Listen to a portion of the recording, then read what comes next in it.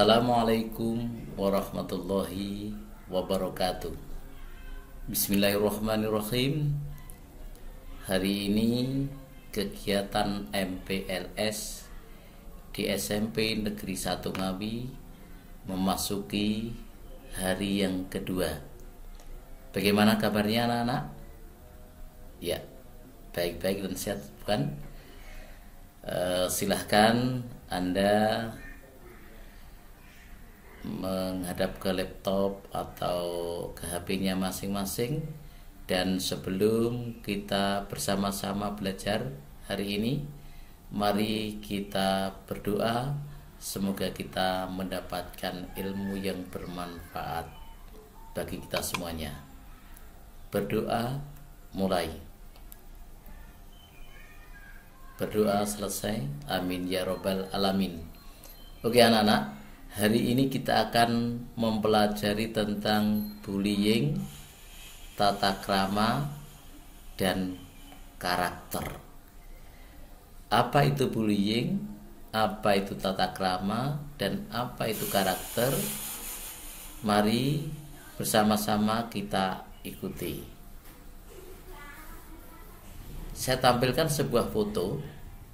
Nah, saya yakin anak-anak ada yang tahu tentang foto apa ini?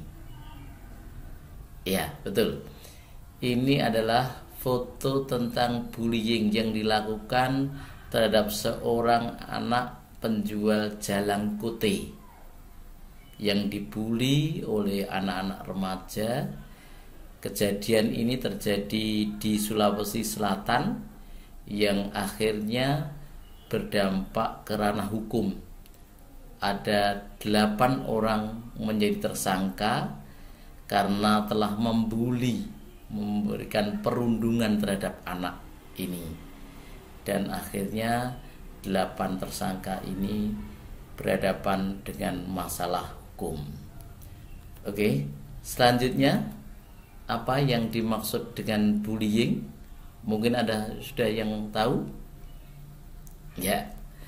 Bullying atau istilah Indonesianya adalah perundungan adalah perilaku yang tidak menyenangkan orang lain, baik itu secara verbal, fisik, ataupun sosial, baik itu di dunia nyata maupun di dunia maya. Ayo, siapa yang pernah melakukan ini? Siapa yang pernah berperilaku yang mengakibatkan orang lain tidak senang, baik itu fisik, verbal, atau sosial? Nah, kalau itu Anda lakukan, berarti Anda telah melakukan bullying atau perundungan terhadap orang lain. Oke, jenis-jenis perundungan itu ada yang bersifat fisik, jadi menyakiti secara fisik. Bentuknya apa? Bisa mencubit, memukul, menendang, dan lain sebagainya. Ini perundungan fisik. Yang kedua adalah perundungan verbal. Perundungan yang bersifat bukan fisik, tetapi menyakitkan pada orang lain. Apa contohnya? Ini. Nah, ini sering anak-anak lakukan dengan teman sebayanya.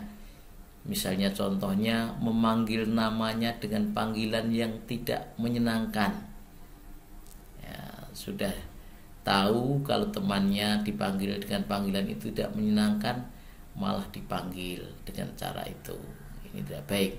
Kemudian yang kedua, memandang secara sinis, ya, memandang secara sinis atau berupa ejekan, atau yang dikenal juga dengan ujaran kebencian, mencemooh orang lain. Ini semuanya adalah perundungan verbal. Yang ketiga adalah perundungan sosial, yang bisa jadi dilakukan oleh sebuah kelompok orang. Contohnya apa?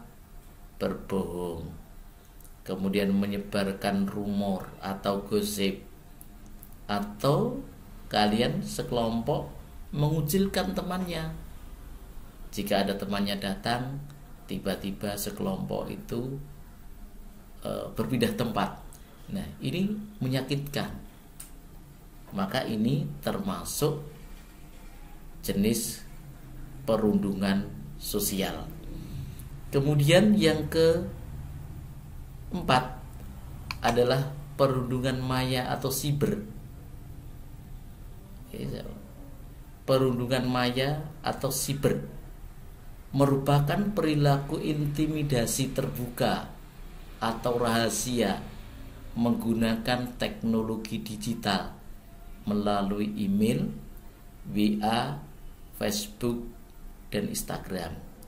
Maka kalian harus hati-hati kalau mengupload di Facebook atau menulis sesuatu di WA. Harus hati-hati apakah tulisan tersebut bisa menyakiti orang lain, bisa membuat orang tersinggung, dan lain sebagainya. Maka harus hati-hati.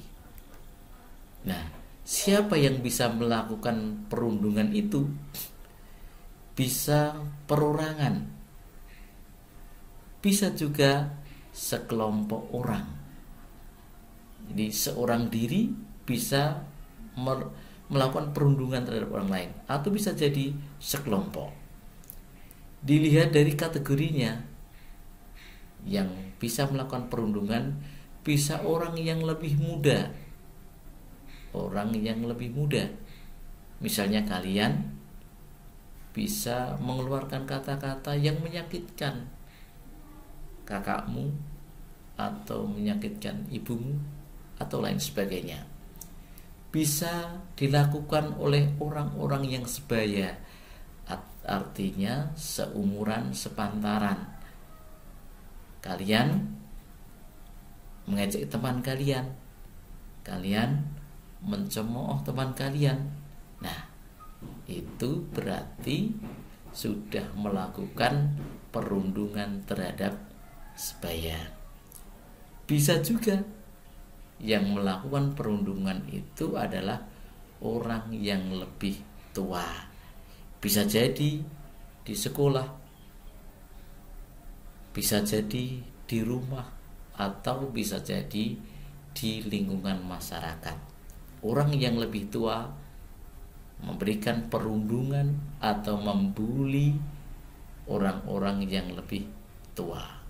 Jadi siapapun berpotensi melakukan perundungan. Siapapun bisa jadi melakukan perundungan. Maka harus hati-hati. Oke, kita lanjutkan. Nah, apa dampak perundungan itu? Perundungan itu akan mengakibatkan terjadinya rasa ketidaknyamanan, sakit hati, atau tertekan. Pernah merasakan, bukan? Nah, karena perkataan orang, kalian merasa tidak nyaman. Karena perilaku dari teman, kalian merasa sakit hati. Nah, itu adalah dampak dari perundungan. Yang kedua, dampak dari perundungan adalah memicu terjadinya konflik atau perpecahan. Karena perundungan antar kelompok bisa terjadi konflik. Karena perundungan kalian bisa terjadi konflik dengan teman kalian, atau bahkan terjadi perpecahan. Selanjutnya, dampak perundungan itu akan berdampak pada ranah pidana. Bagi seseorang yang melakukan perundungan terhadap anak-anak, maka akan terjerat dengan Undang-Undang Perlindungan Anak nomor 35 tahun 2014, yaitu setiap orang dilarang menempatkan, membiarkan, melakukan, menyuruh melakukan, atau turut serta melakukan kekerasan terhadap anak.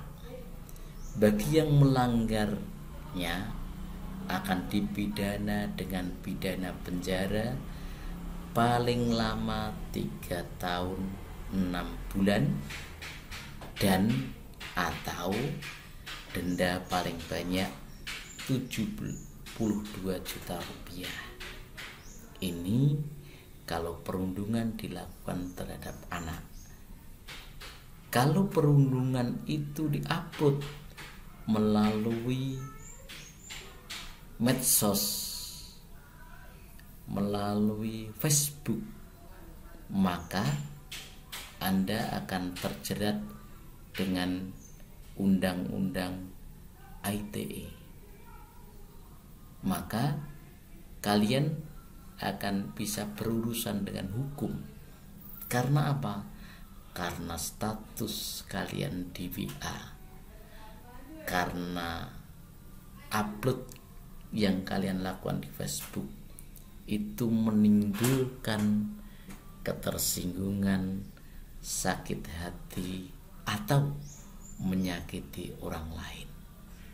Maka kalian harus berhati-hati dalam bermedsos karena akan berdampak hukum bagi kalian. Tidak ingin bukan? Nah, maka jangan melakukan perundungan. Nah, bagaimana agar kita tidak melakukan perundungan? Maka kita harus punya tata krama. Apa itu tata krama? Tata krama adalah cara yang baik sesuai dengan aturan yang berlaku.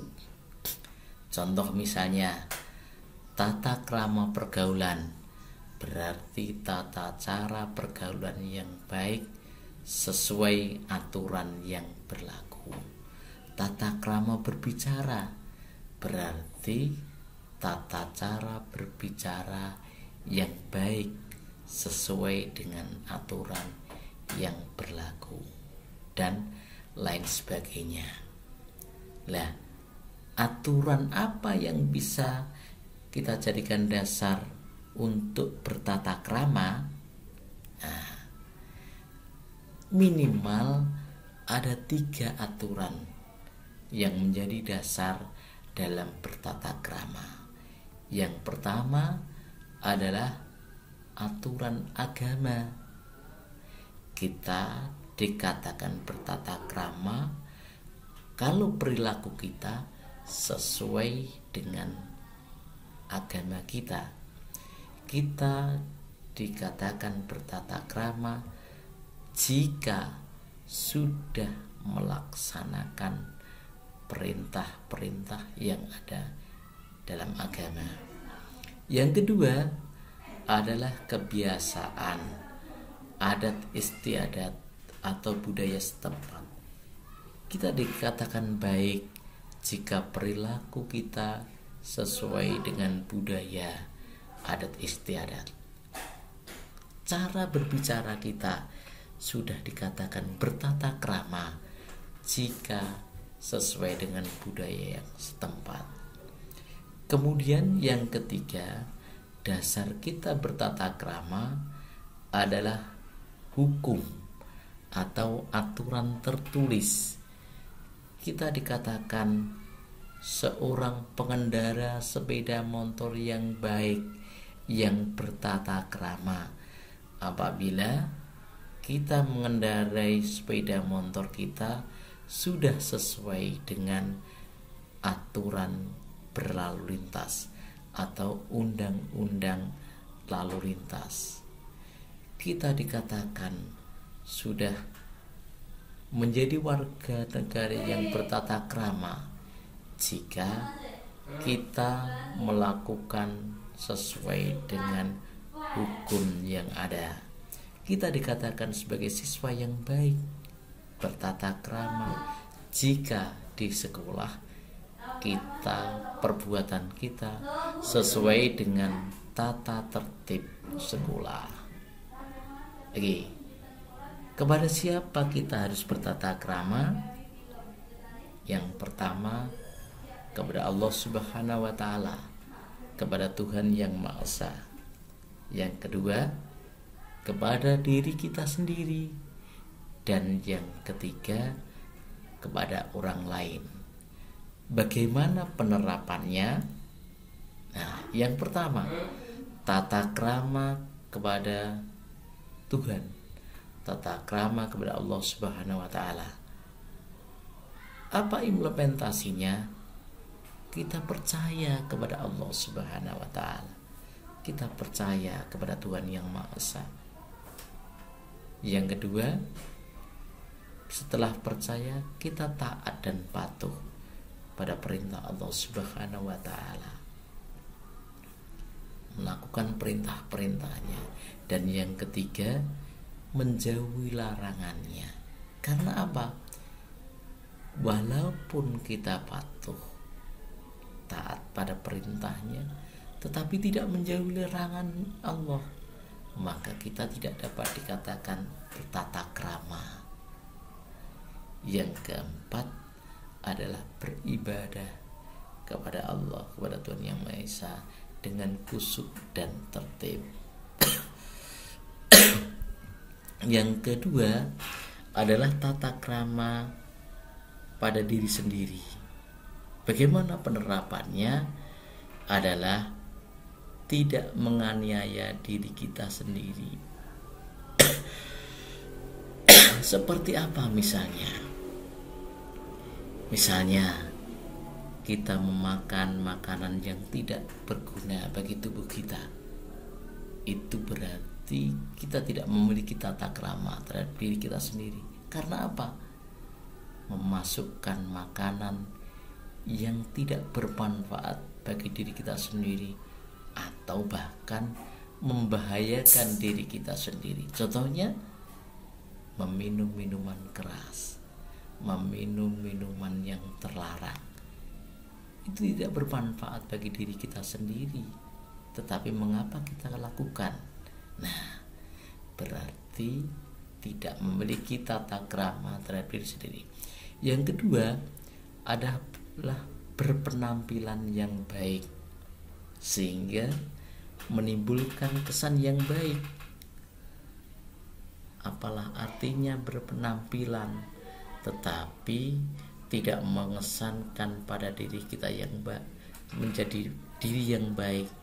Itu berarti kita tidak punya tata krama terhadap diri kita sendiri. Atau berpenampilan yang melindungi diri kita. Kita berpakaian untuk melindungi diri kita dari panas, melindungi diri kita dari bahaya. Ini adalah wujud tata krama terhadap diri kita sendiri. Yang ketiga adalah jujur pada diri kita sendiri. Nah, jujur pada diri kita sendiri adalah wujud tata krama terhadap diri sendiri. Jika kita melakukan sesuatu yang tidak sesuai dengan diri kita sendiri, itu berarti kita tidak memiliki tata krama terhadap diri kita. Kita sudah membohongi diri kita sendiri. Ini adalah bentuk tata krama yang tidak baik pada diri kita sendiri. Berikutnya adalah tata krama kepada orang lain. Penerapan tata krama pada orang lain adalah yang pertama, berbicara yang baik, berbicara yang tidak menyakiti orang lain. Jadi tidak hanya berbicara yang baik saja yang menjadi tata krama untuk orang lain, tapi juga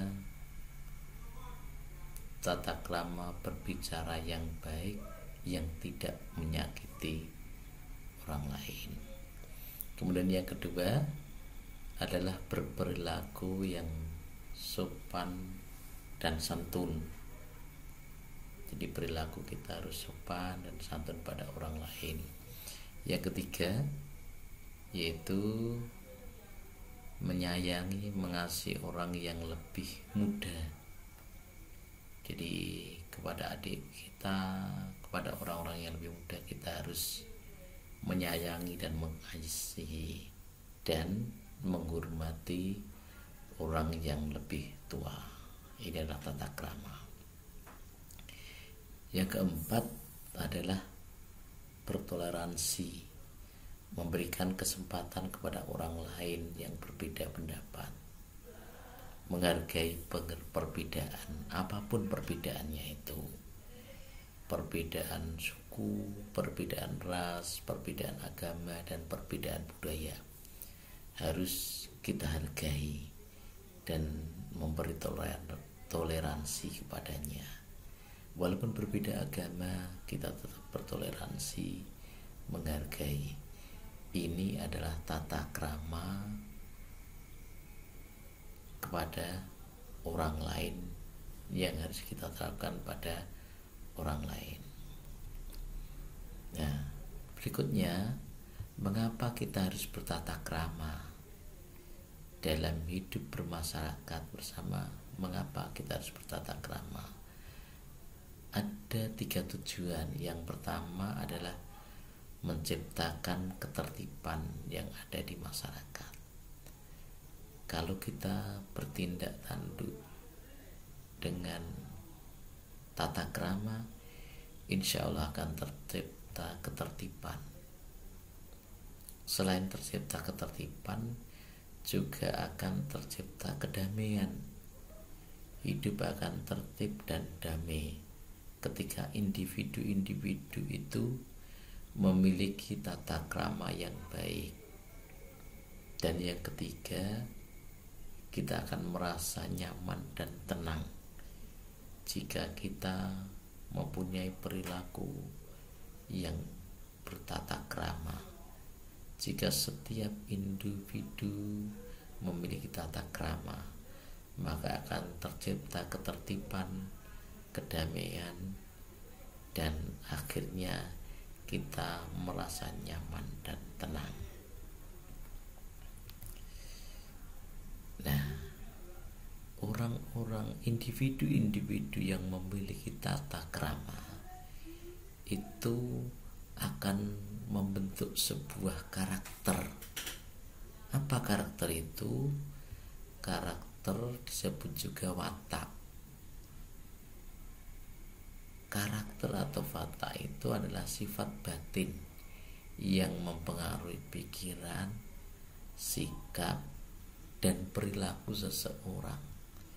Maka jika kita ingin mengetahui karakter seseorang, maka lihat saja perilaku yang muncul. Karena apa? Karakter terlihat dari sesuatu yang otomatis muncul, baik itu berupa perkataan atau perilaku dari seseorang sebagai bentuk respon terhadap keadaan atau peristiwa yang dialami atau yang ada di sekitarnya. Contoh, suatu misal, orang yang mendapatkan anugerah, mendapatkan rezeki, maka kalau orang itu berkarakter baik, maka dia akan mengucapkan alhamdulillah.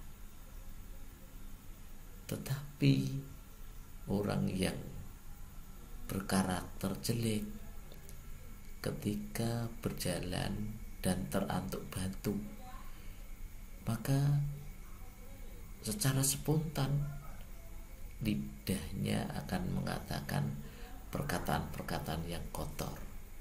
Itu menunjukkan karakternya yang jelek.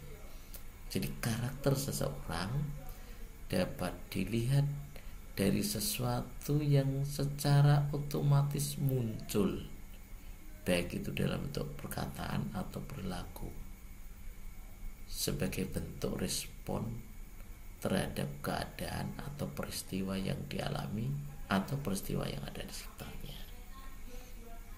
Itu karakter seseorang. Nah, apakah ada hubungan karakter dengan tata krama? Ada atau tidak? Ya jelas ada.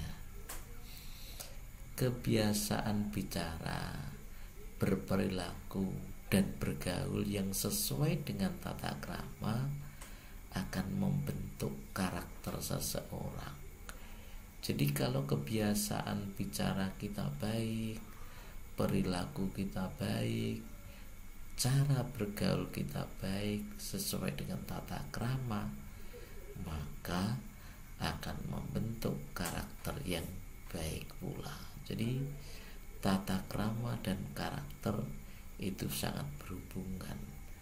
Tata krama itu adalah dasar terbentuknya karakter yang baik.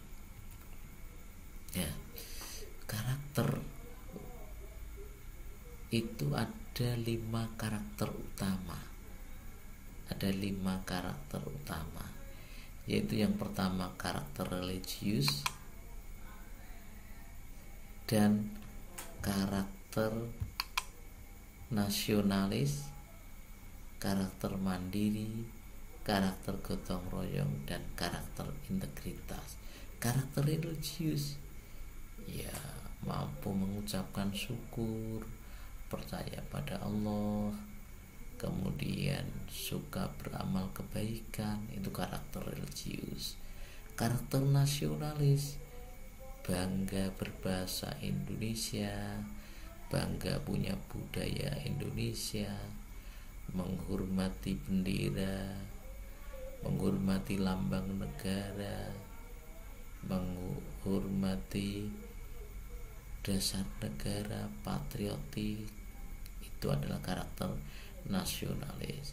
Karakter mandiri, yaitu karakter bangga dengan kemampuan sendiri, tidak menggantungkan pada orang lain, mampu menyelesaikan masalahnya sendiri, mampu menyelesaikan tugas-tugas belajar dengan tepat waktu. Itu adalah karakter mandiri.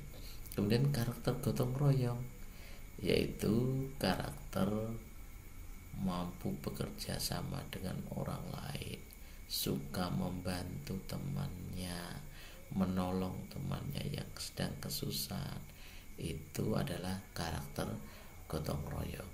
Dan yang terakhir, karakter integritas, karakter terkait dengan kepribadian, berani mengucapkan sesuatu yang benar, berani menyatakan pendapat, percaya diri, kemudian tidak koruptif, dan kemudian tidak berbuat curang pada orang lain.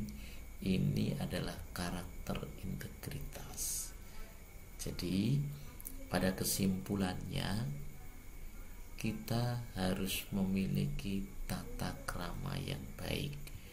Baik itu tata krama terhadap Tuhan, tata krama terhadap diri kita sendiri, tata krama terhadap orang lain. Jika kita sudah memiliki tata krama itu, maka kita akan memiliki karakter yang baik. Baik itu karakter religius, karakter nasionalis, karakter mandiri, karakter gotong royong, dan karakter integritas. Oke, anak-anak, pada kesimpulannya pembahasan ini adalah bahwa kita harus memiliki tata krama, baik itu kepada Tuhan, tata krama terhadap diri sendiri, maupun tata krama terhadap orang lain. Dengan kita memiliki tata krama yang baik, maka akan memunculkan karakter yang baik pula pada diri kita. Maka dari itu, dengan karakter yang baik itu, kita tidak akan mudah memberi perundungan, melakukan perundungan pada orang lain, baik itu perundungan yang bersifat fisik, verbal, sosial, maupun perundungan melalui media sosial atau yang dikenal dengan perundungan digital atau dunia maya. Karena perundungan itu hanya akan berdampak menyakiti orang lain. Semoga kita menjadi pribadi-pribadi yang baik, pribadi-pribadi yang memiliki karakter kebaikan, sehingga mampu memiliki prestasi yang baik. Minimal prestasi kita adalah memiliki karakter yang baik, yang itu tidak mudah kita capai, tetapi hanya dengan cara belajar membiasakan diri dengan kebaikan-kebaikan. Itu anak-anak yang dapat saya berikan. Semoga ini menjadi ilmu yang baik, ilmu yang bermanfaat bagi diri saya sendiri maupun untuk anak-anakku yang saya cintai. Ada kurangnya mohon maaf. Saya akhiri. Assalamualaikum warahmatullahi wabarakatuh.